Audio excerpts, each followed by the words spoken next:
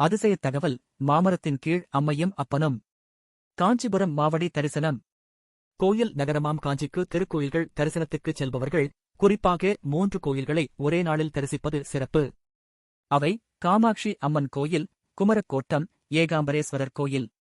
சிவம், சக்தி இருவருக்கும் இடையே கந்தன் இருக்கும் கோலத்தை சோமாஸ்கந்த வடிவம் என்பார்கள்.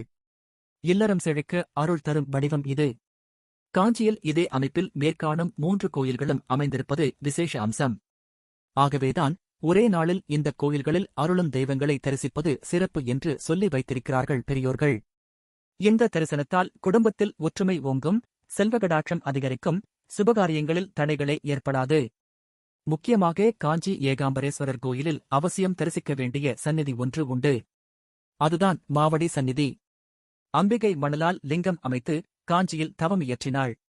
அவளுக்கு நிழல் தரும் விதமாக 4 வேதங்களே 4 கிளைகளாக படர்ந்து விரிந்த மாமரமாகத் தோன்றி அன்னைக்கு குளிர் நிழல் தந்தன. அந்த மாமரத்தின் அடியில்தான் சிவபெருமான் அம்பிகைக்கு காட்சி தந்தார்.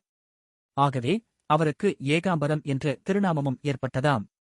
இதை நினைவூட்டும் விதமாக ஆண்டுதோறும் நடைபெறும் பிரம்மோற்சவத்தின் 9வது நாள் மாவடி சேவை என்ற வைபவம் நடைபெற்று வருகிறது.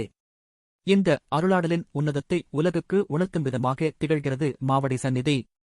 ஆலய பிராகாரத்தில் சற்று உயரமான இடத்தில் மாமரத்தின் அடியில் அமைந்துள்ளது இந்தச் சந்நிதி. இந்த மரத்தை பிரதட்சணம் செய்து அம்மையப்பரை வழிபட்டால் கன்னிப் பெண்களுக்கு விரைவில் நல்ல வரன் அமைந்து திருமணம் நடக்கும் என்பது பக்தர்களின் நம்பிக்கை. இத்தலத்தின் பழமையான மாமரம் பட்டுப் போய்விட வேளாண் விஞ்ஞானிகளின் உதவியுடன் பழைய மரத்தின் மரபணுக்களைக் கொண்டு ஒரு புதிய மரத்தை உருவாக்கினார்களாம். பழைய மரத்தின் ஒரு பகுதியை கண்ணாடி பேழையில் வைத்துள்ளார்கள்.